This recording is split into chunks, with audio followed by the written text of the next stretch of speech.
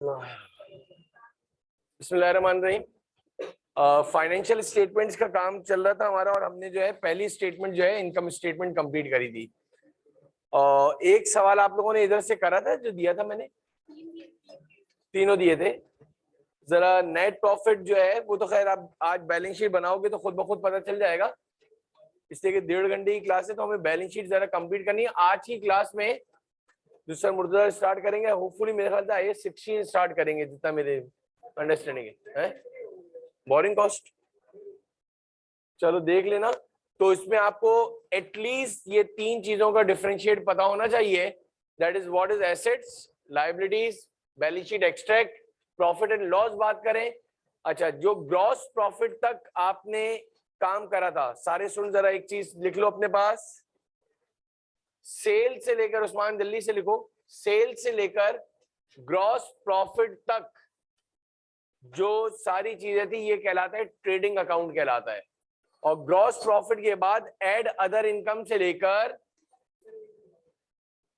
Net profit तक के जो आइटम्स हैं वो पीएनएल कहलाता है, प्रॉफिट एंड लॉस स्टेटमेंट। इधर थोड़ा सा गो थ्रू करवा दूं तो जरा बहुत ज्यादा ये यूज टू होगा, वो आपके लिए जरा एक इजीएस्ट हो जाएगा। सेल्स में से डायरेक्ट बना रहा हूं मैं, कॉस्ट ऑफ गुड सोल्ड। अब मैंने आपको बता चुका हूं कि कॉस्ट ऑफ गुड सोल्ड के अंदर जो जो आइटम्स आते हैं, यानी आपने अगर इसके अंदर स्टार्ट से याद कर लिया, फॉर्मेट याद हो गया, फॉर्मेट याद हो गया, ये फॉर्मेट याद करना पड़ेगा बार बार जो है। पीएनएल और ट्रेडिंग अकाउंट की जब बात हो रही होगी, जल्दी आते हैं भाई। एड नेट परचेजेस, जब ये नेट परचेजेस की बात करोगे तो ये परचेजेस आ गई, एड ट्रांसपोर्टेशन इनवर्ड आ गया,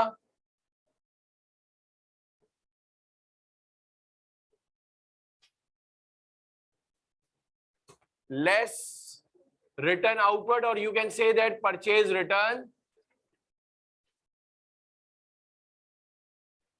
ये आपने ओपनिंग स्टॉक लिखा, ये परचेजेस आई, इसमें ट्रांसपोर्टेशन वर्ड ऐड करा, लेस परचेज रिटर्न करा, और ये आपकी सेल्स है। याद आया वो तीन कॉलम जो हमने बनाए थे। और ये जब आपने नेट परचेजेस को ओपनिंग स्टॉक में ऐड करा तो you got goods available for sales, इसका नाम था नेट परचेजेस। और गुड्स अवेलेबल फॉर सेल्स में से लास्ट, सबसे लास्ट आइटम जो माइनस होता है that is called closing stock. और जब क्लोजिंग स्टॉक को माइनस करोगे तो ये आपके पास कहलाता है, जल्दी आ जाओ भाई, cost of good sold. The reason being that कि वापस क्यों बनाइए ये जो फॉर्मेट है, और इधर जो आंसर आता है ये क्या कहलाता है, पहला प्रॉफिट कहलाता है, दैट इज ग्रॉस प्रॉफिट।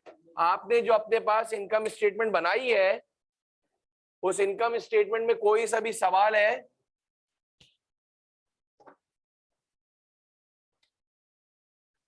ये सेल्स से लेकर, यानी I mean to say that sale में से सेल रिटर्न माइनस करा था, नेट सेल्स आ गया था, less cost of goods sold की हेडिंग डाली थी, opening stock, add net purchases, net purchases में परचेजेस, कैरेज इनवर्ड, और you can say that transportation inward. बातें नहीं करो भाई लास्ट में, लेस परचेज रिटर्न, तो net purchases, goods available for sales.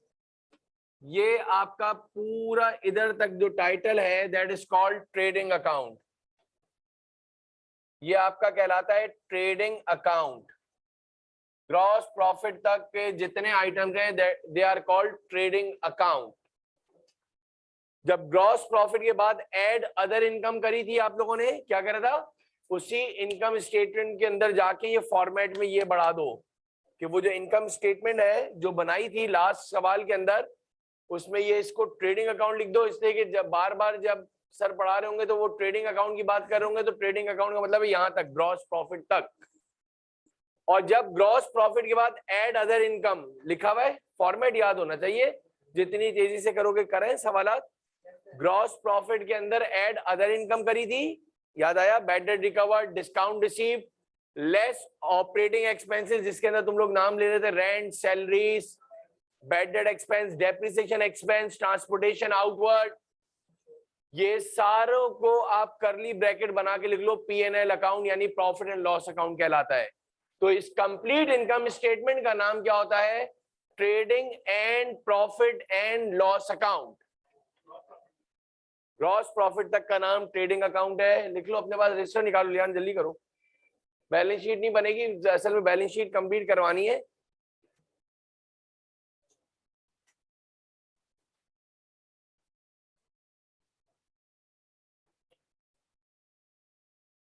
और ग्रॉस प्रॉफिट के बाद से जो भी आइटम नेट प्रॉफिट तक इधर बनाए नहीं है मैंने, इसका नाम है प्रॉफिट एंड लॉस अकाउंट।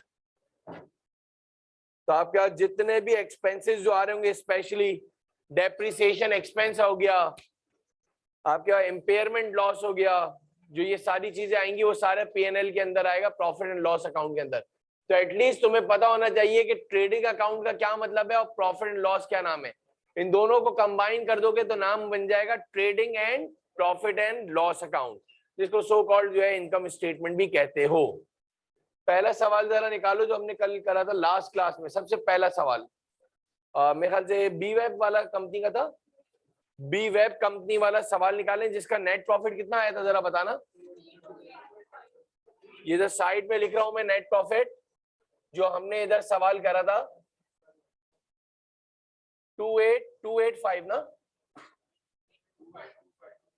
2825 जो है इसका नेट प्रॉफिट आया था। उसी सवाल की आज हम जो है बैलेंस शीट बना रहे हैं।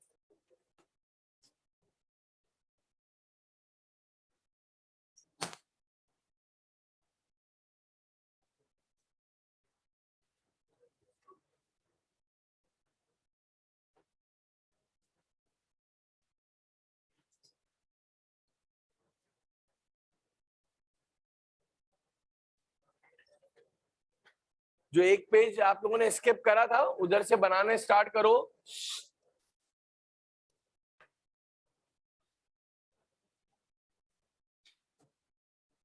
बी वेब कंपनी है,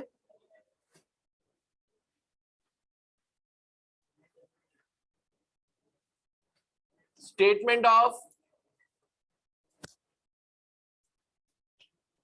financial position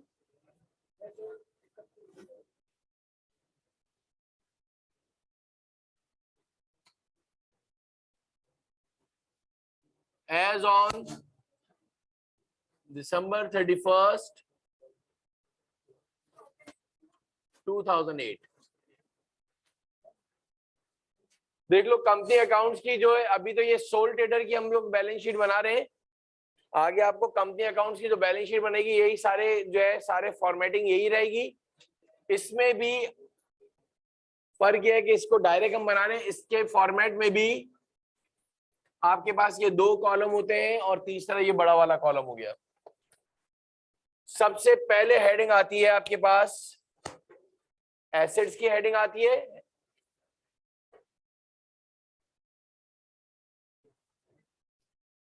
first year inter commerce वाला जो हॉरिजॉन्टल वाला इधर कुछ भी नहीं बनता आईएएस के अंदर, एक ही वर्टिकल फॉर्म में बनती है पूरे आपके फाइनेंशियल रिपोर्टिंग के पेपर्स के अंदर। कोई भी आपके पास हॉरिजॉन्टल कोई भी स्टेटमेंट नहीं है जो आपने बनाई हो। एसेट्स के अंदर सबसे पहले आपने नॉन करंट एसेट्स की हेडिंग बात करी। अब जरा ट्रायल बैलेंस में जाइए सारे, सिर्फ दो आपके पास जो बी वेब कंपनी का पेज नंबर जरा बताना हैंडआउट का, पेज नंबर 13 क्वेश्चन नंबर 2 है ना, ठीक है। एक प्रेमिसेस हो गया और एक मोटर,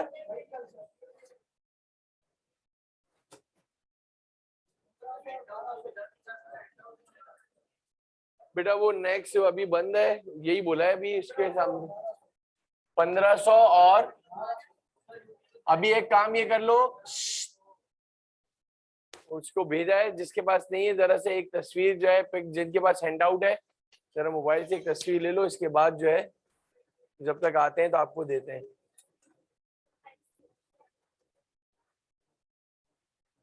$2700 आपके पास टोटल नॉन करंट एसेट्स हो गए। फाइनल वाले कॉलम में लिखा आपने, ये आपकी balance sheet equation, accounting equation जो होती है उसको बैलेंस शीट इक्वेशन भी इसलिए कहते हैं। अब इधर आपने करंट एसेट्स की हेडिंग डाली है और इसमें मोस्ट लिक्विडिटी फॉर्म के अंदर लिखते हैं कैश इन हैंड हो गया,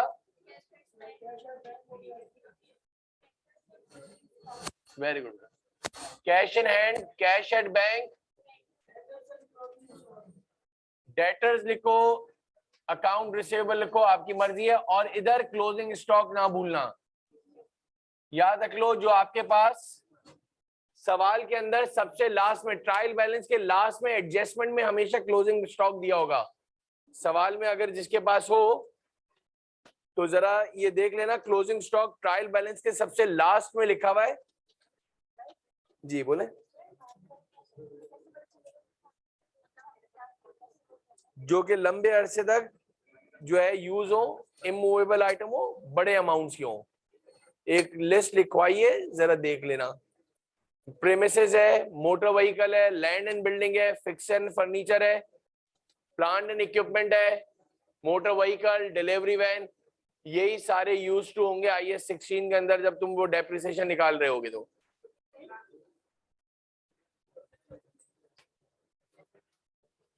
सारे में इनको लिस्ट दे देना बेटा।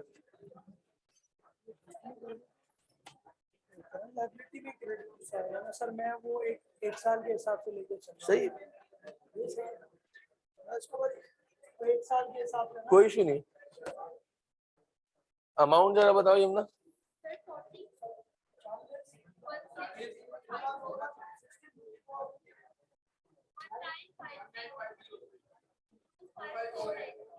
ये 2548 जो लिखा है आपने, सारे स्टूडेंट जरा देखो, यही आपकी इनकम स्टेटमेंट में वाहिद पूरी फाइनेंशियल स्टेटमेंट में एक ऐसा आइटम है जो क्लोजिंग स्टॉक, जो इनकम स्टेटमेंट में भी आता है और बैलेंस शीट में भी आता है।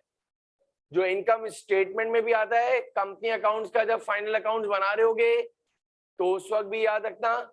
बहुत सारे स्टूडेंट्स ये क्लोजिंग स्टॉक को सबसे ज्यादा, जब बैलेंस नहीं होती है बैलेंस शीट, तो सबसे पहले जो है डिफरेंस निकाल के देखना। यूजुअली जो देखा गया है 99% बच्चा क्लोजिंग स्टॉक को सबसे ज्यादा स्किप कर देता है जल्दी में जो नए स्टूडेंट्स आते हैं। दूसरा, अगर डिफरेंस आता है तो फिर वो अक्रूड कोई एक्सपेंस होता है जो लाइबिलिटी आपने नहीं लिखी है। तो जब हम बैलेंस शीट बनाओगे और टैली करोगे तो तुम्हें खुद ब खुद ग्रेजुअली, ये इट्स ऑल अबाउट प्रैक्टिस बेटा। प्रैक्टिस नहीं करोगे, तुम लोग ये समझ रहे हो, ये जो इतने सारे सवालात अभी आज से जब सवाल स्टार्ट होंगे, साथ साथ टाइमली नहीं पढ़ोगे, आपका खुद ही पेपर रह जाएगा, कोई आपको कहने वाला नहीं है। ये आपको टाइम खुद मैनेज करना पड़ेगा। ये वाली क्लासेस के अंदर बेसिक, नेक्स्ट क्लास के अंदर हम इंशाल्लाह शायद बेड डेट्स की और डेप्रिसिएशन की एडजस्टमेंट स्टार्ट करेंगे। तो आप लोगों से रिक्वेस्ट ये है कि आपको सारे IAS में प्रॉब्लम होगी, अगर आती भी है, मैं तो बार बार रेकमेंड कर रहा हूं, इधर तो वो जो जिनको आता है वही सबसे ज्यादा फंस रहे होते हैं भाई। करेक्शन ऑफ एरर का एक 20 नंबर का पूरा जो है पेपर सवाल है। एक कैश फ्लो है, statement of cash flow. Cash flow उस बंदे को आती ही नहीं है जिसके पास इनकम स्टेटमेंट और बैलेंस शीट का बिल्कुल कॉन्सेप्ट क्लियर ना हो। वजह, उसको एक सेपरेट पूरा 20 नंबर का सवाल है FAR 1 में। तुम्हारा एक 20 नंबर का सवाल जो आता है उसके अंदर तुम्हें statement of comprehensive income, statement of changes in equity और स्टेटमेंट ऑफ फाइनेंशियल पोजीशन बनाना होता है, फाइनल अकाउंट्स, कंपनी अकाउंट्स का। और जब ये 3 स्टेटमेंट्स बन जाती हैं तो इसके बाद स्टेटमेंट ऑफ कैश फ्लो बनता है। Cash flow income statement of balance sheet की मदद से बनता है। तो आप लोगों से बार बार मैं ये कह रहा हूं कि ये हमारी जो बेसिक की जो क्लासेस थी, जिसके अंदर नॉर्मली जो बेसिक अकाउंटिंग थी वो फाइनेंशियल स्टेटमेंट्स के बाद, याद रख लो नेक्स्ट क्लास के अंदर हम बेड डेट्स की एडजस्टमेंट सीखेंगे। तो पैरेलल अगर क्लास लगाएंगे सर मुर्तजा के तो आप लोगों से, बाकी आपकी मर्जी है भाई, मैंने से भी रिकमेंड बता दे रहा हूँ कि हम लोगों को अक्रूवल एंड प्रीपेमेंट का चैप्टर करना है, इसके बाद बैड डेट्स की थोड़ी एडजस्टमेंट करनी है। डेप्रिसिएशन में देखो, ये याद हो अगर FAR1 में sum of the year digit method last time करवाया, पास पेपर में आ गया, बच्चों ने नहीं ली थी क्लास, एक लास्ट अटेम्प्ट के बाद बता रहा हूँ, बाद में फिर पूरी क्लास ने कहा sir sum of the year digit method को वापस से दोबारा, इससे यूजुअली स्ट्रेट लाइन मेथड और डिमिनिशिंग ज्यादा आता है यूजुअली, लेकिन उसके साथ साथ आपको पता पूरा होना चाहिए, आप अपने हाथ से अपना नुकसान करो तो वो एक अलग बात है भाई। तो ये पैरेलल जब क्लास हो, आपसे रिक्वेस्ट है आप लोग आ जाओगे, इसलिए कि मुझे नहीं लगता कि आज इतने परफेक्ट वर्ल्ड के अंदर आपका इतना टाइम होगा आप जाके 1.5-2 घंटे की वापस से क्लास सुनो। हाँ अल्लाह ना करे कोई कंटीजेंसी नागानी आफत हुई है, कोई मिस हुआ है तो फिर तो सुनना ही पड़ेगा, लेकिन जब तक है तो इधर आके ही ले लो तो वो ज्यादा बेहतर हो जाएगा। ये ऐड करना कितना हुआ 61, और जब 6192 ये टोटल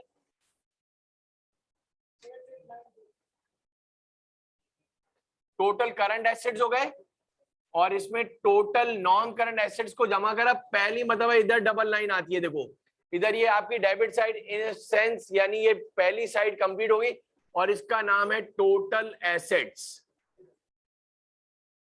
कंपनी अकाउंट्स के अंदर भी सेम यही चीज रहेगी, बस इसके अंदर डेप्रिसिएशन एक और आ जाएगा, अलाउंस फॉर डेप्रिसिएशन आ जाएगा, जब हम पढ़ेंगे जब आपको समझ में आएगा 8892। लास्ट क्लास में कोई इधर कंप्लीट हो गई है टोटल एसेट्स, ये क्या लिखा है टोटल नॉन करंट एसेट्स, और इसमें ऐड क्या करा है बच्चे अहमद, टोटल करंट एसेट, दोनों को जमा करा टोटल एसेट बनाए, क्या बना है टोटल एसेट्स बनाए। अब इधर से अगर आप देखो तो हेडिंग आती है लायबिलिटीज एंड ओनर्स इक्विटी,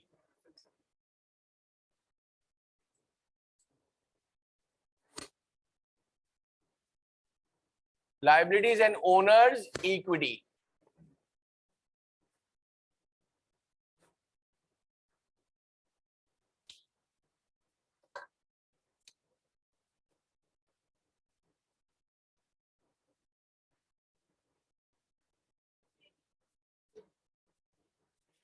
आपका कोई लॉन्ग टर्म लाइबिलिटी नहीं है इधर, सिर्फ मेरे ख्याल से एक ही लाइबिलिटी है, दैट इज क्रेडिटर्स, जिसको आप अकाउंट्स पेबल भी कहते हो। कितना है अमाउंट 1538, आपने फाइनल वाले कॉलम में लिख दिया, ऐसे कि कोई और बैंक ओवरड्राफ्ट एक लिख लेना अपने पास, बहुत ज्यादा यूज होगा। बैंक ओवरड्राफ्ट करंट लाइबिलिटी है, आपके बैंक अकाउंट में पैसे नहीं है, बिजनेस के बैंक अकाउंट में पैसे नहीं है और बैंक ने अपने बिहाफ पे आपको पैसे दिए हैं, तो that is called bank overdraft. इसके ऊपर इंटरेस्ट चार्ज किया जाता है, जब आपके अकाउंट में पैसे आएंगे तो बैंक अपने पैसों के साथ साथ इंटरेस्ट भी साथ डिडक्ट करेगा।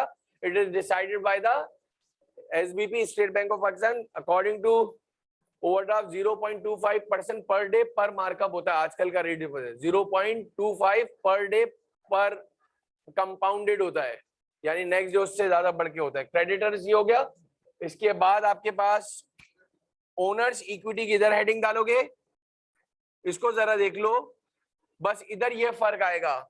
कंपनी अकाउंट्स की जब फाइनल अकाउंट्स पढ़ोगे लास्ट में भाई तुम दोनों, ओनर्स इक्विटी की जगह पे इधर शेयर होल्डर इक्विटी आ जाएगा। जब कंपनी की लिस्टेड लिमिटेड लायबिलिटी कंपनी की बनाओगे, ये अभी से थोड़ा थोड़ा याद करना शुरू कर दो, सारा कंपनी अकाउंट ही भरा हुआ है, लेकिन वो उस वक्त आएगा जब सोल प्रोप्राइटरशिप की तो समझ में आए, ये पूरा सेम रहेगा, लायबिलिटी सेम रहेंगी। और बढ़ा दो इसके अंदर bank overdraft, bank loan, debentures आ गए, डिबेंचर रिजर्व नहीं होगा, बैंक लोन होगा, आप लोन नोट्स होंगे, यही सारी चीजें तो आगे जाके फिर प्रॉब्लम करती है। ओनर्स इक्विटी की आपने हेडिंग मार्क करी, अब ये आपको एक फॉर्मूला याद करना पड़ेगा, स्टेप है इसके 4।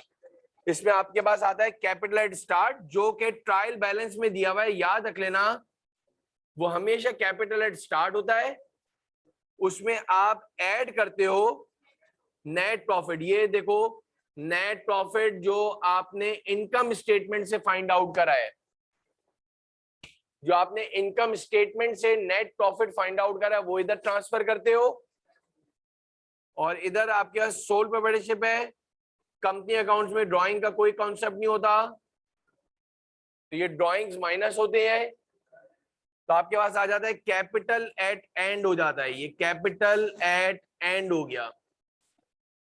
अब मेरा सवाल ये है कैपिटल एट स्टार्ट कितना दिया हुआ है 54, और आपके पास नेट प्रॉफिट आया था 28,895। अगर आप लोग अपने ट्रायल बैलेंस में अगर जिन्होंने टिक करे हो, अब ये सारे आइटम बच गए थे इनकम स्टेटमेंट के बाद। एक बात याद रख लेना, जब पूरी इनकम स्टेटमेंट और बैलेंस शीट पूरी कंप्लीट कर लोगे, ट्रायल बैलेंस में कोई भी आइटम बचना नहीं चाहिए।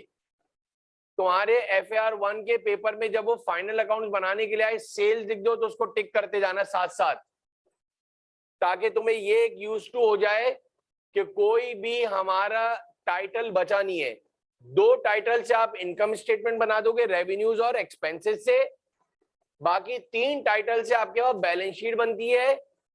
जो नेट प्रॉफिट निकाला है वो इस तरह ट्रांसफर होगा। जरा मुझे बताने कितना आया 73, और इन दोनों को ऐड करोगे तो ये डबल लाइन आ गई 88। ये और ये आपका हमेशा टोटल एसेट्स और liabilities and equities, share holder equity, liabilities and owners equity दोनों सेम आएंगे। इसको कॉपी कर लो, जो एक पेज छोड़ा था आप लोगों ने, दिख नहीं रहा, इस तरह इधर आ जाओ अगर कन्वीनियंट हो जाए तो। हैंड आउट अभी तो मोबाइल से काम कर लो, अभी मैंने बोला था वो है नहीं फोटोकॉपी, अभी मैं वापस मैसेज करता हूँ उसको यार। असल में उन्होंने 100+ दे दिया, अब ये वही कह रहे हैं ना, है भी हैंड आउट इतना बड़ा। जी बेटा जी जी, नहीं गलत लिखा आपने जी, हाँ फास्ट अल्हम्दुलिल्लाह। देखो फर्क पड़ गया ना, तुमने पहले से पढ़ा हुआ है तो इसलिए आज याद हो गया है। हाँ स्टॉक लॉस अभी हम नहीं छोड़ दो, ये कुछ 2-3% एबनॉर्मल चीजों को अभी हटा दो, अभी नहीं काम है।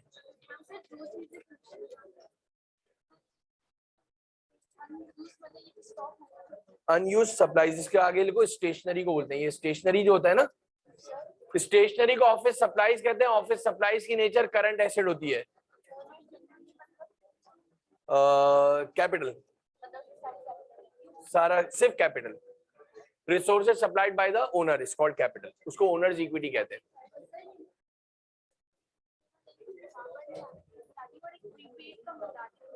ये बराबर तुमने जो सवाल दिए थे हैंडआउट में,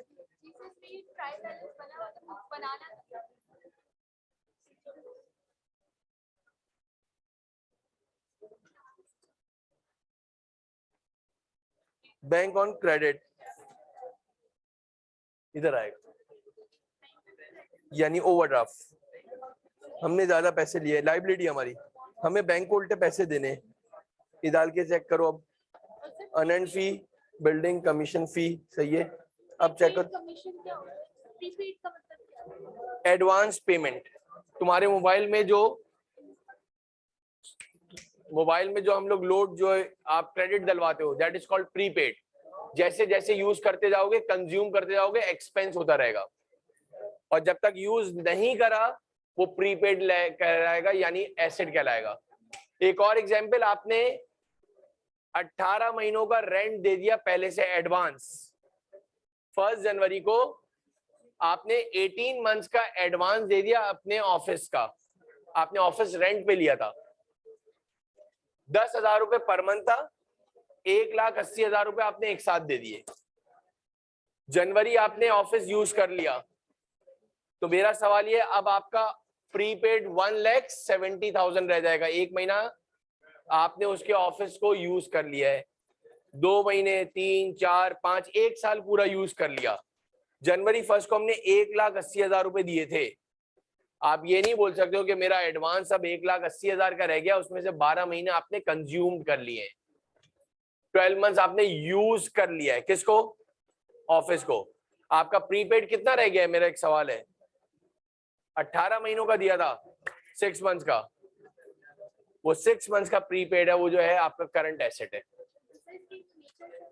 एसेट, करंट एसेट, प्रीपेड की नेचर है current asset. Debtors account receivable के आगे लिखो, हाँ सही है ना, अकाउंट रिसीवेबल लिखो ना, आगे स्लैश करके लिखो, अकाउंट रिसीवेबल, जिनसे पैसे लेने हो, कस्टमर्स, अकाउंट रिसीवेबल।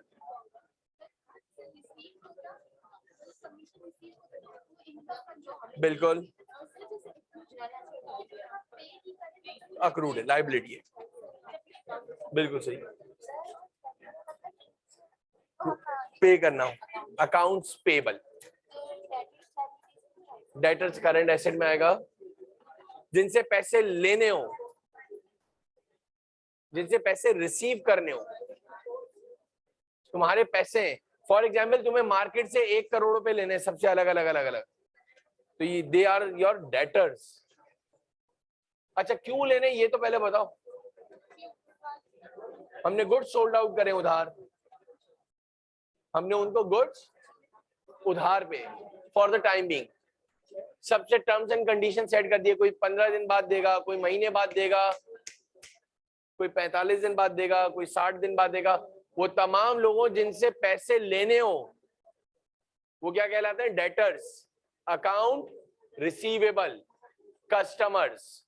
और जिनसे हम गुड्स खुद परचेज करें वो कौन है, suppliers, creditors, accounts payable. Liability है, नेचर याद कर लो भाई, प्रीपेड की नेचर है एसेट बेटा, प्रीपेड की नेचर है एसेट्स, इनकम रिसीवेबल की नेचर है एसेट, इनकम रिसीवेबल की, इनकम रिसीवेबल का दूसरा नाम अक्रूड इनकम, हाँ रिसीवेबल्स। एक काम करें जरा, हैंडआउट में क्वेश्चन नंबर 2 निकालो यार। क्वेश्चन नंबर 2 का नेट प्रॉफिट क्या आया जरा बताओ मुझे, कर लिया तुमने? 29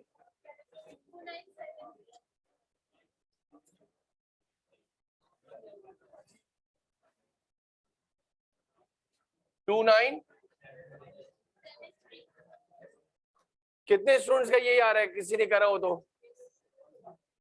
क्वेश्चन नंबर 2 कंपनी का नाम बताना। अब देखो तुमने करा ना, अब ये इसके और भी कर लो, फ्रीक्वेंट हो जाओगे। अब इसको याद करना है, ये बिल्कुल एक तरह का फॉर्मूला है असल में। अब ये एक नया फॉर्मूला आ गया है, एक जगह छोड़ी थी ना हमने, जो एक पेज स्किप कर रहा था। इनकम स्टेटमेंट और बैलेंस शीट को मिलाकर फाइनेंशियल स्टेटमेंट्स कहा जाता है। लेकिन याद रख लो, फाइनेंशियल स्टेटमेंट में 2 स्टेटमेंट नहीं है, फाइनेंशियल स्टेटमेंट में टोटल 5 है। लेकिन अभी आपके पास स्टार्टिंग के अंदर स्टूडेंट्स को इतना करवा दिया है कि अब जो है इसके अंदर तुम्हें डिफरेंट डिफरेंट किस्म के जो है ना, इनकम स्टेटमेंट के अंदर, प्रॉफिट लॉस के अंदर एक्सपेंसेस दिखेंगे। वो एक्सपेंसेस जो है ना, ये कोई नॉन करंट एसेट पे अप्लाई हो रहा होगा, लेकिन सबसे पहले एटलीस्ट बच्चे को ये तो पता हो कि किसकी नेचर क्या है। क्वेश्चन नंबर 2 की जरा बैलेंस शीट बना के दिखाओ जरा, अगर बनाइए तो।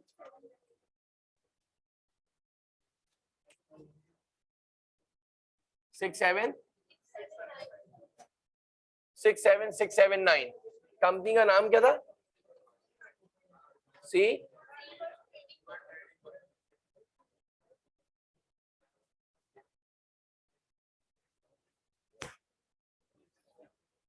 आपने क्या है काम, इनकम स्टेटमेंट जो बनाई थी लास्ट क्लास में, आई थी ना? आप नहीं आई थी, तो अब ये इससे सीख लेना। पहले अकाउंट्स पढ़िए, तो इससे पहले इतनी देर से कहाँ थी, घूम रही थी? अरे भाई हाँ, ये इसका बनाए क्वेश्चन नंबर 2 क्या नहीं करा? क्यों? तीनों सवाल बोले थे आपको, ये आई और बी तो लिख दिया माशाल्लाह, इनकम स्टेटमेंट नहीं लिख बनाई जो असल बनानी थी। बनाओ, अभी बनाओ।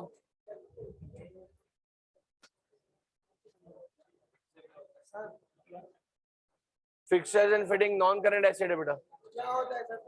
वो तमाम के तमाम एसेट जो कि फिक्स हो जाए नट बोल्ट्स के अंदर, शेल्व्स, क्यूबॉइड, वो सारे क्या है, फिक्सचर्स हैं। और जो मूवेबल है वो फर्नीचर है। चलो चलो। और किसने ये अटेंडेंस नहीं लगाई है बेटा?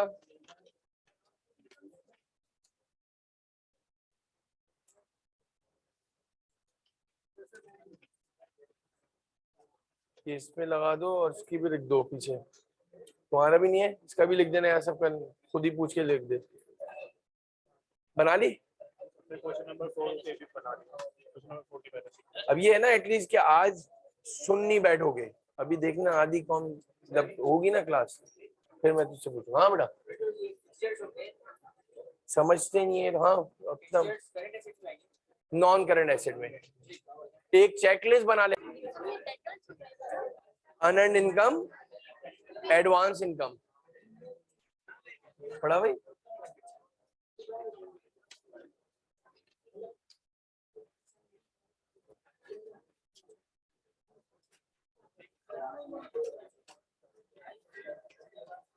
वहां पर जो एंड आउट है उससे देखना, ये मैच करना।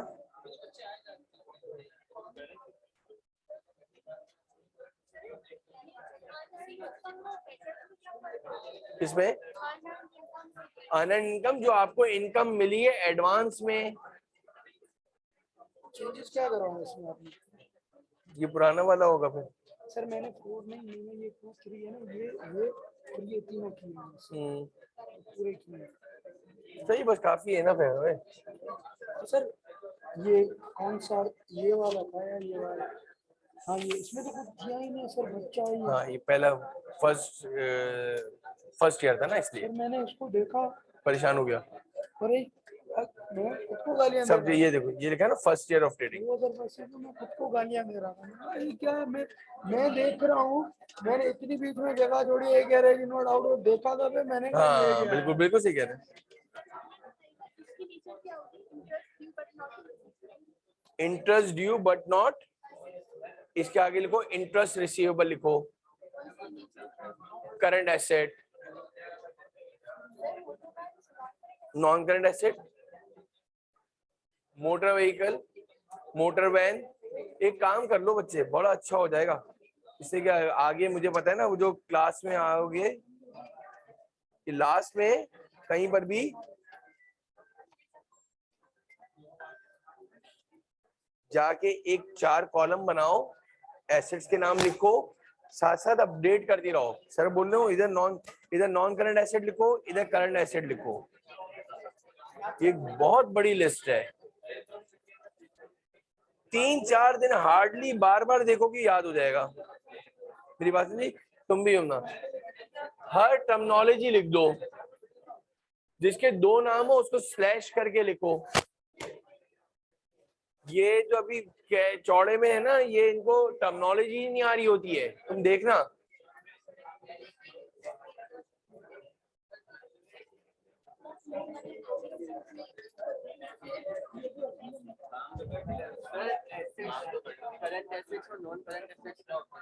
मैंने बोला लिस्ट बनाओ एक, वो दो। सर बगैर रजिस्टर कैसे पढ़ोगे?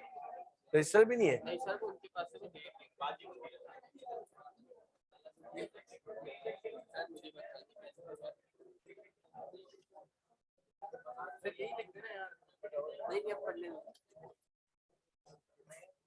बस बस भाई यार, अभी सर दर्द हो रहा है। इधर जो है ना, ये एसिड्स की हेडिंग डाली, इसमें ये नॉन,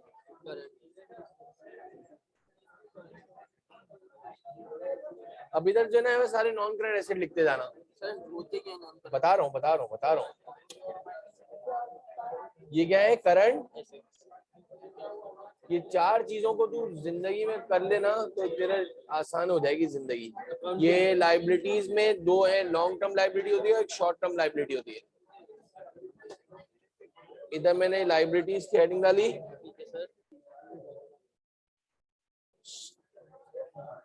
और इधर लॉन्ग नॉन करंट लाइबिलिटी।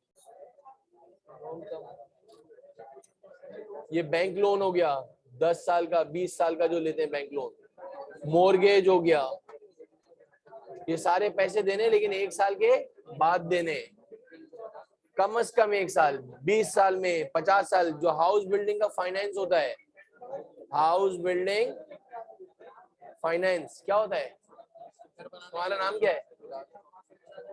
घर के लिए पैसे रखवाते हैं हाउस बिल्डिंग वालों से, 50-60 1 करोड़ रुपए दिया, 50 साल का लोन देते हैं, 50 साल में वापस करना होता है, लेकिन सब में इंटरेस्ट लगता है, वो एक अलग बात है, ये लॉन्ग टर्म लायबिलिटी है। एक का नाम है करंट, ऐसे पैसे हमें जो कि तुम्हें विद इन द ईयर वापस करने, कम से कम 10 दिन भी, 3 दिन भी, 5 दिन भी। यूटिलिटी का बिल जो आता है तेरे घर पे, यूटिलिटी का बिल जो आता है हमारे घर पे, तेरे घर पे, सबका, वो हमें 10 से 12 दिन के अंदर भरना होता है शायद, इसके बाद सरचार्जेस लग जाते हैं। आपके स्कूल की फीस बच्चों की जो आती है, बिल्कुल लाइबिलिटी में आएगा अगर वो, लेकिन वो साल का भरा जाता है, इसलिए मैं नहीं डाल रहा। कोई भी ऐसी कंफ्यूज वाली चीज नहीं हो। इंटरेस्ट तो लायबिलिटी होती है, अनपेड इंटरेस्ट आपकी लायबिलिटी तो होती है। अक्रूड कोई भी एक्सपेंस होगा, बिलाल बिल्कुल सही कह रहे हैं, अक्रूड और कोई भी एक्सपेंस हो, चौकीदार रखा, ड्राइवर रखा, स्टाफ रखा, 20,000 रुपए सैलरी पे जनवरी 1 को, 30 वो तो करंट एसेट में आएगा, 30 दिन हो गए, उसको अब आपको देने हैं क्या, पैसे, तो ये क्या है, करंट लायबिलिटी, वो 1 साल के अंदर ही देने हैं, ये नहीं अगले साल तू देगा, सही है। नॉन करंट एसेट में आ जाएगा, इधर बिल्डिंग आएगी, फर्नीचर आएगा, मोटर व्हीकल आएगा, देख नाम से ही लग रहा है कि ये सारे बड़े बड़े अमाउंट के हैं, लैंड हो गई, बिल्डिंग हो गई, शॉप हो गई, फैन हो गया, एसी हो गया, फर्नीचर हो गया, फिक्सचर एंड फिटिंग हो गया, जो लंबी टाइम जो वेरी गुड, तक चलती है वो नॉन करंट। ये इसको रोज आने देख, उधर लड़कियों ने सबने ये बनाया हुआ है प्रॉपर वे में ना, रोज आना 2 मरतबा देखे याद हो जाएगा। Fixture and fitting, motor vehicle, motor van, delivery van, हाँ जल्दी बोल बेटा, मैं उधर जा रहा हूँ। सर अभी आपने बोला कि है ना जो स्टेशनरी वगैरह समझा, cash in hand, cash at bank, form change हो, स्टेशनरी मटेरियल होता है वो करंट एसेट में काउंट होता है, लेकिन मटेरियलिटी कॉन्सेप्ट बोलता है कि जो चीज आपको मटेरियलिटी फायदा नहीं दे रही है उसको आप एक्सपेंस बड़े अमाउंट की ना, वो डिसाइड करेगी मैनेजमेंट डिसाइड करेगी उसका वर्क क्या है, अगर वो उसके अंदर आ रही है तो फिर हटा देगा। जैसे बैंकिंग के अंदर ऑफिस सप्लाईज करंट एसेट होता है, करोड़ों रुपए का लिया जाता है, बड़े उसमें जो तो यहाँ ना तो कंडीशन है ना, मटेरियलिटी कॉन्सेप्ट ये होता है कि आप इसको इससे क्यों मिला रहे, किसी भी चीज के अंदर जरा ज्यादा खर्चा हो तो ये तो डिसाइड करता है मैनेजमेंट कि कौन से एक्सपेंस मटेरियलिटी कॉन्सेप्ट से उड़ा दो और कौन से रखो। हाँ है, उनकी मर्जी है। मेरे ख्याल से ये सीमेंस कंपनी वाले एसी वगैरह जो होते हैं उसको एक्सपेंस में डाला हुआ है, इसलिए उनका 50 लाख रुपए का तो सबसे बड़ा एक सबसे छोटा नॉन करंट एसेट उधर से स्टार्ट होता है, 5 करोड़ 10 करोड़ 15 करोड़, तो मैनेजमेंट डिसाइड करती है। हाँ तुम लोग जाओगे ना, कंपनी बोलेगी इसको मटेरियलिटी कॉन्सेप्ट से हटा दो, सही बोल रहे हैं। अच्छा जी, क्वेश्चन नंबर 2 के अंदर ये मिटाइए, ये क्वेश्चन नंबर 1 की है। अगर किसी ने इनकम स्टेटमेंट ना बनाई है, क्वेश्चन नंबर 3 बना ली है, क्वेश्चन नंबर 3 कितनों ने बनाई है? क्वेश्चन नंबर 3 का एक काम कर लो, अपने रजिस्टर में जरा बने भी है आंसर्स लिख लो, अगर जिन्होंने बनाए वेल एंड गुड, नहीं बनाए तो ये बाद में टैली कर लेना, आज इसको एटलीस्ट इसको कंप्लीट आउट कर लेना 3 सवालात को। तीसरा सवाल मेरे ख्याल से वो बेसिक था, सिंपल था, चौथा सवाल का बताना, तीसरे का भी जवाब बता दो मुझे। नेट प्रॉफिट है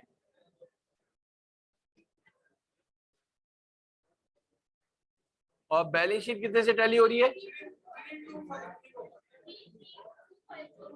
3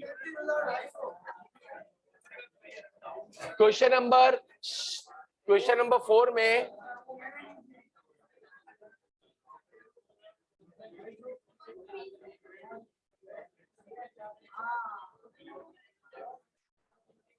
1378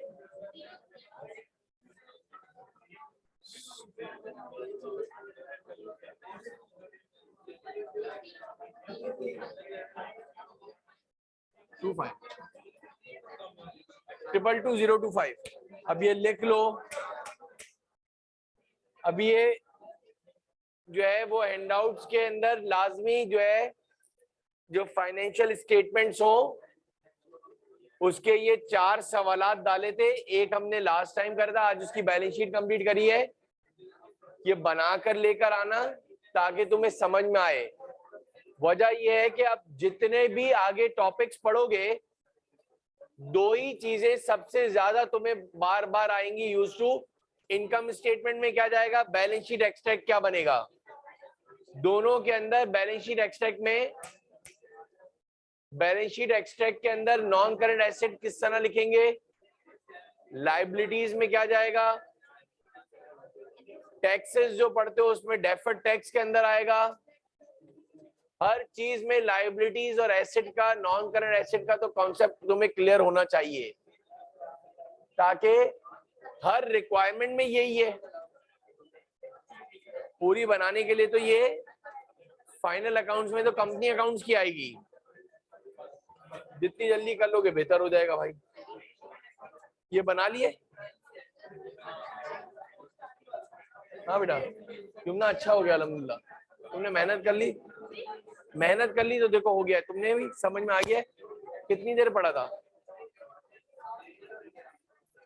अब ये क्या करो, आज 1 हफ्ता और करना पड़ेगा तो उसको मेमोराइज करो ना बार बार। डबल एंट्रीज को, डबल एंट्रीज को अगर तुमने पक्का कर लिया ना तो फिर इसके बाद का ये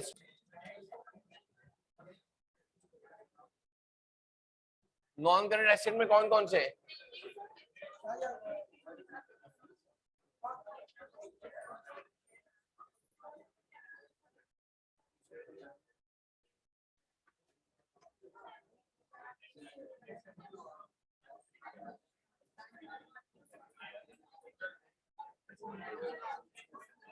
जरा देखो, building fixtures motor van. Question number 2 के अंदर जाइए सारे स्टूडेंट, जो है क्वेश्चन नंबर 2 पे जाइए।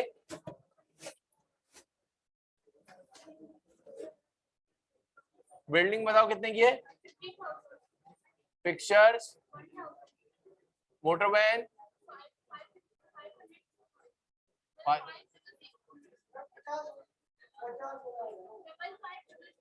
55। बिल्डिंग, अच्छा अच्छा, बस ऐड करो टोटल नॉन करंट एसेट्स।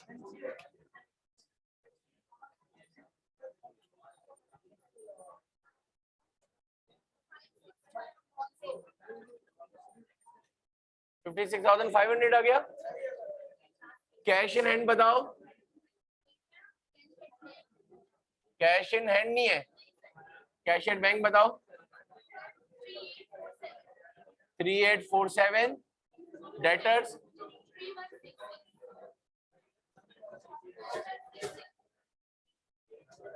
और कोई है आपके पास? 3 जो है वो नॉन करंट एसेट थे। क्वेश्चन नंबर 2 के अंदर ये जरा कंपनी का नाम जो है आपके पास क्या था? सी स्पेलिंग है ओ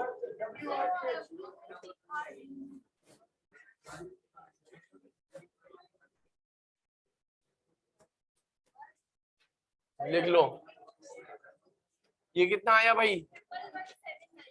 111। और जब ये टोटल करंट एसेट्स और टोटल नॉन करंट एसेट्स को जमा करे, जो नए स्टूडेंट्स आए वो देख लो हैंडआउट के अंदर आपके पास नॉन करंट एसेट्स के अंदर ये बिल्डिंग फिक्सचर्स मोटर वैन और करंट एसेट में ये सारे बैलेंस शीट के आइटम्स हैं, और ये आपके पास आ गया 67679 आ गया। गुड। ये जरा लास्ट में क्वेश्चन नंबर 2 के अंदर देख लो, यही तुमने तीनों लिखे हैं और इसमें ये तीनों हैं। अच्छा, लाइबिलिटीज में मेरे ख्याल से एक ही थी, 120। ओनर्स इक्विटी में कैपिटल एट स्टार्ट दिया होगा 659। नेट प्रॉफिट जो है आपका 2973 जो है वो नेट प्रॉफिट आपका जो आया है वो इनकम स्टेटमेंट से ट्रांसफर होता है। अगर आपकी बैलेंस शीट टाई अप नहीं हुई तो आपको इनकम स्टेटमेंट पहले चेक करनी पड़ेगी और इसके बाद बैलेंस शीट। हो सकता है कि इनकम स्टेटमेंट का नेट प्रॉफिट आपने गलत कैलकुलेट करा हो, यानी नेट प्रॉफिट जो ट्रांसफर होता है वो बैलेंस शीट में होता है, और बैलेंस शीट में भी ओनर्स इक्विटी में। कहां पे? ओनर्स। और ड्राइंग्स बताना।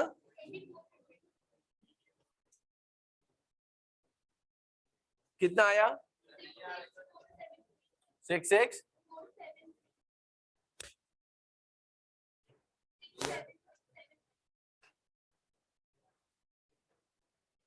हाँ भाई, क्या बोल रहे हो?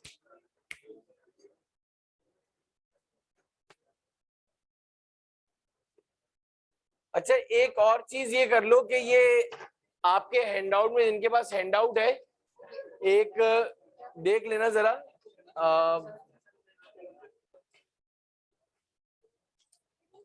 वो टैली हुआ आपका ट्रायल बैलेंस?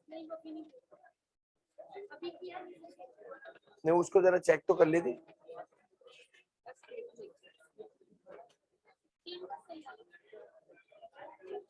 जरा हैंडआउट में अगर जिनके पास है तो क्वेश्चन नंबर पेज नंबर 9 निकालना। पेज नंबर 9,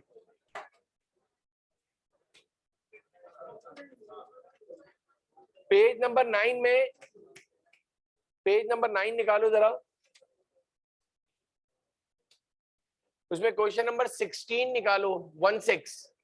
16 निकालो। है तस्वीर ले ले जरा, इंपॉर्टेंट है ये दोनों जो है। ये है, इसकी तस्वीर ले ले।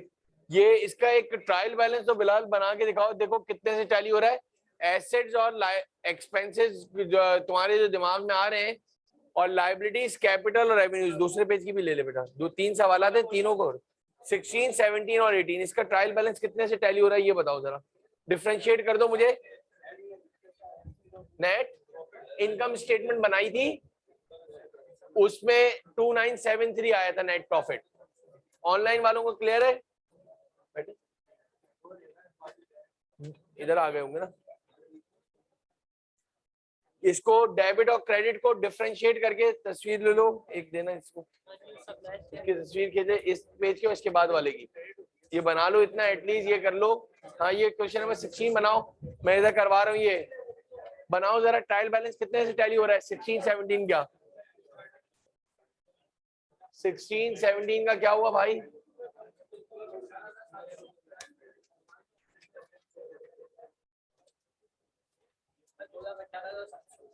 सिक्सटीन का बता रहे, मेरे पता नहीं है, कोई किसी और से टैली करो।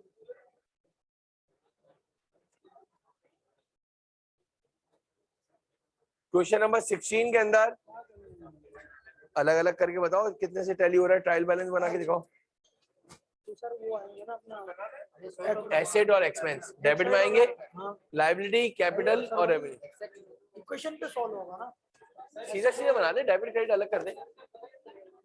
यही तो आपको डिफरेंशिएट करना है, एसेट और एक्सपेंस को डेबिट साइड पर बनाओ, लायबिलिटी, कैपिटल, रेवेन्यूज को क्रेडिट साइड पर।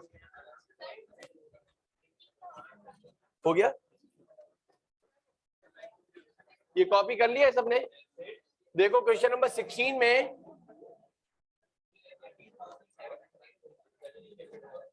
क्वेश्चन नंबर 16 में पेज नंबर है आपके पास, हैंड आउट का पेज नंबर 9। इसमें आपको ट्रायल बैलेंस बनाना है। अब आपको ये बैलेंसेस दिए हुए हैं, I mean to say that ये आपको बैलेंस ब्रॉट डाउन दिए हुए सारे, आपको डिफरेंशिएट करना है कि किसकी नेचर क्या है, डेबिट में रखना है या क्रेडिट में रखना है, उसका टोटल, ताकि आपको समझ में आए।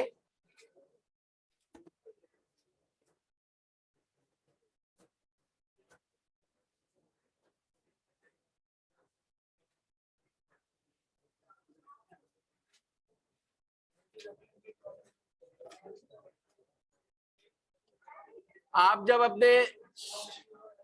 अपने रजिस्टर में जब बनाओ तो इसमें आप लोग जो है प्रॉपर वे में जो है सारा जो है हेड्स भी लिखिएगा। पहला क्या है, अब देखो, पहला कैश कितना है, दूसरा नेक्स्ट देखो अकाउंट्स पेबल क्रेडिट में चला गया। जरा स्ट्रेट भाई, क्या हो गया तुम्हें, टोपी?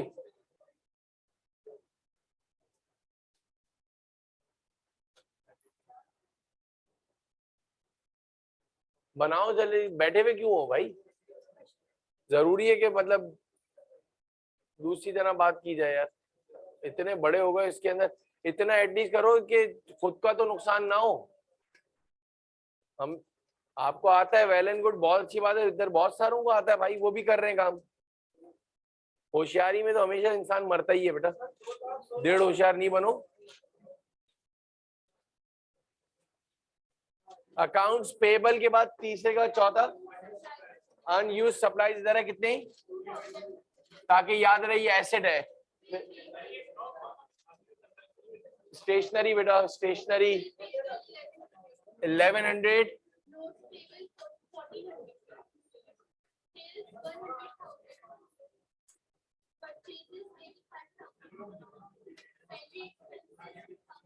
$2000।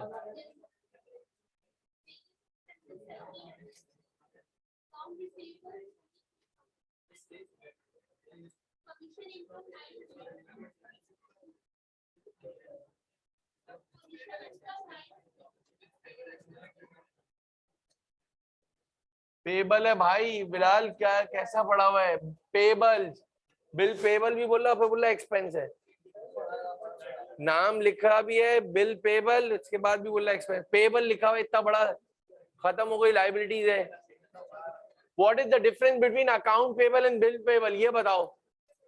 अकाउंट पेबल वर्बल होता है, और एफिडेविट के ऊपर अगर तुमने नोट, ये जो आपका गवर्नमेंट का स्टैम्प पेपर होता है, इसको आपने अगर किसी से साइन करवा लिया कि किसी को आपने उधार दिए, आपने इससे बिल बनवा लिया कि भाई इसने having NIC number this this this, और इसने जो है 50,000 रुपए लिया और ये 2 महीने बाद देगा, उससे साइन करवा लिया, 2 विटनेस करा दिए, बिल हो गया।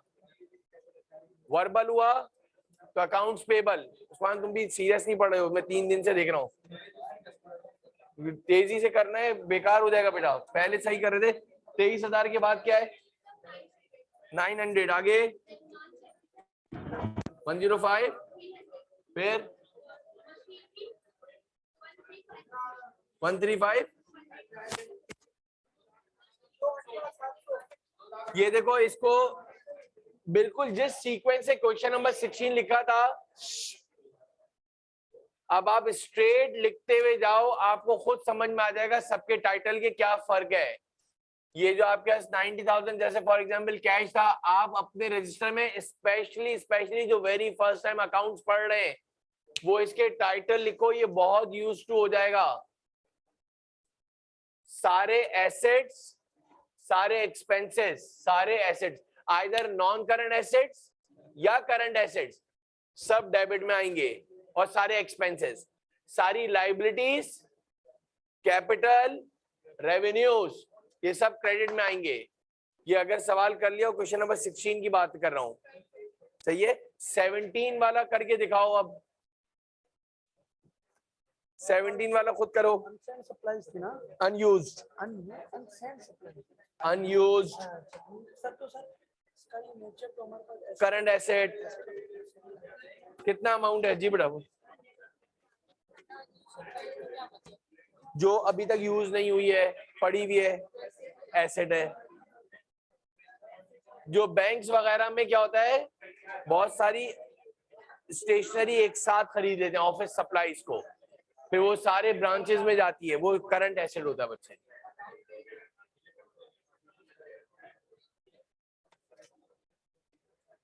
आपका 17 टैली हो गया था, वो जो 35,000 को लिखवाया था। देखो क्वेश्चन नंबर 17 के अंदर डिफरेंशिएट करो ना, इसीलिए तो बोल रहा हूँ।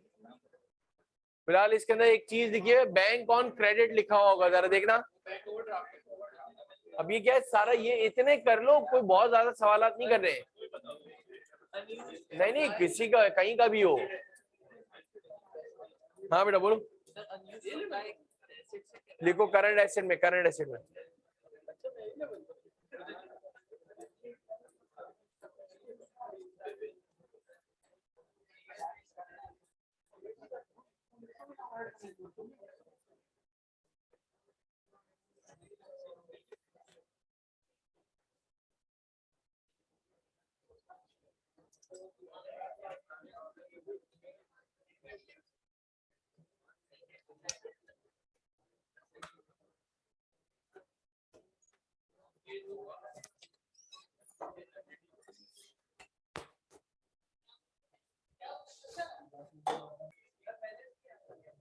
किसका? वापस चेक करो, इतने सारों ने जवाब दिया है, पॉसिबल ही नहीं है। इसका आंसर क्या आ रहा था यार? वापस चेक करो। 218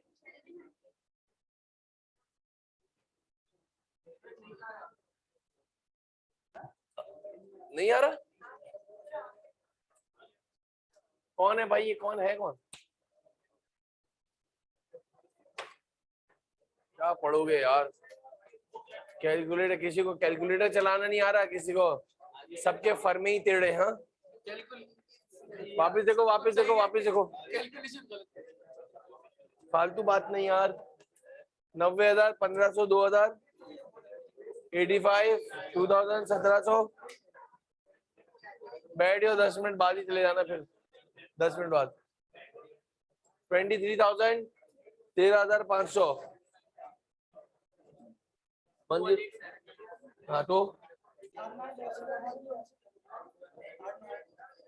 अनअर्न्ड क्रेडिट होगा।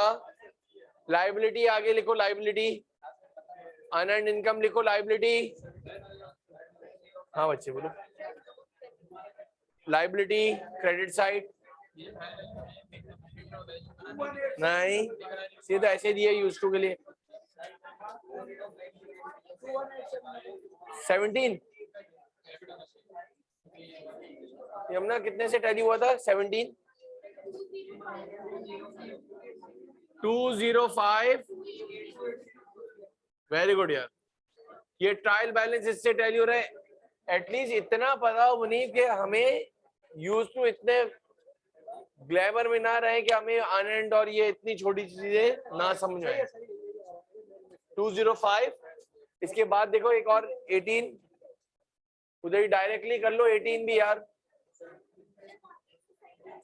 याद रख लो, लाइबिलिटी होती है बेटा, गिरवी रखवाना लाइबिलिटी होती है, लॉन्ग टर्म लाइबिलिटी होती है, लॉन्ग टर्म लाइबिलिटी होती है। हो गया, समझ में आया?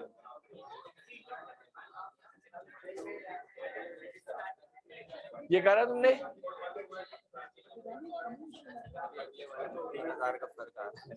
18 का आंसर 18 टैली हो रहा है।